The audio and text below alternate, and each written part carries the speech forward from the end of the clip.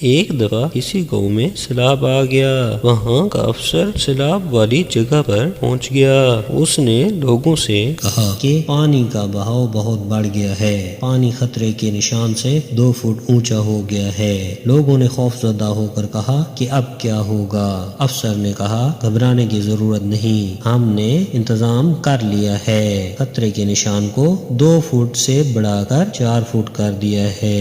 یہ کہانی ان معاشی پالیسی بنانے والے ماہرین کے نام ہے جو مہنگائی کے اسباب ختم کرنے کے بجائے تنخواہ میں اضافے کی بات کرتے ہیں، جبکہ دنیا کے معاشی ماہرین کے مطابق تنخواہ میں اضافہ مہنگائی کا سبب بنتا ہے۔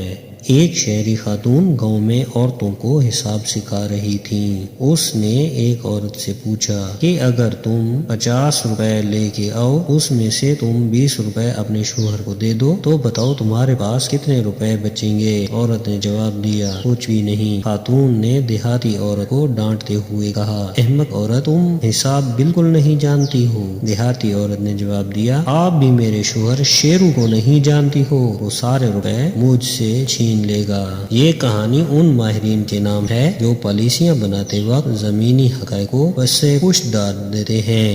ایک مولوی صاحب کسی گاؤں پہنچے، انہیں تبلیغ کا شوق تھا۔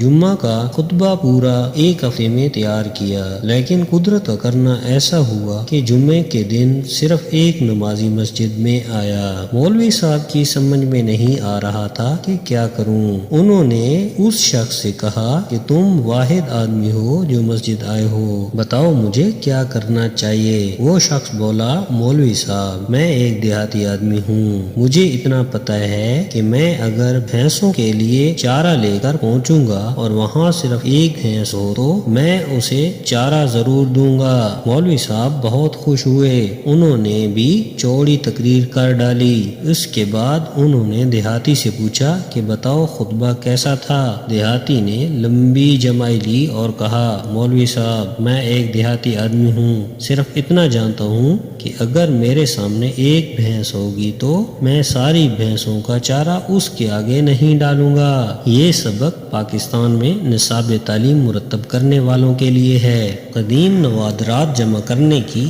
شوقین ایک خاتون نے دیکھا کہ ایک شخص اپنی دکان کے کاؤنٹر پر بلی کو جس پیالے میں دودھ پلا رہا ہے اس چینی کے قدیم پیالے کی قیمت $30,000 سے کم نہیں۔ خاتون نے سوچا کہ شاید یہ شخص اس پیالے کی قیمت سے ناواقف ہے۔ اس خاتون نے اپنے طور پر بے حد چالاکی سے کام لیتے ہوئے کہا جناب کیا آپ یہ بلی فروخت کرنا پسند کریں گے؟ تو اس شخص نے کہا یہ میری پالتو بلی ہے، پھر بھی آپ کو یہ اتنی ہی پسند ہے تو $50 میں خرید لیجئے۔ خاتون نے فوراً $50 نکال کر اس شخص کو دیے اور بلی خرید لی، لیکن جاتے جاتے اس دکاندار سے کہا میرا خیال ہے کہ اب یہ پیالہ آپ کے کسی کام کا نہیں رہا، برائے کرم اسے بھی مجھے دے دیجئے، میں اس پیالے میں بلی کو دودھ پلایا کروں گی۔ دکاندار نے کہا خاتون میں آپ کو یہ پیالہ نہیں دے سکتا کیونکہ اس پیالے کو دکھا کر اب تک 300 بلیاں فروخت کر چکا ہوں۔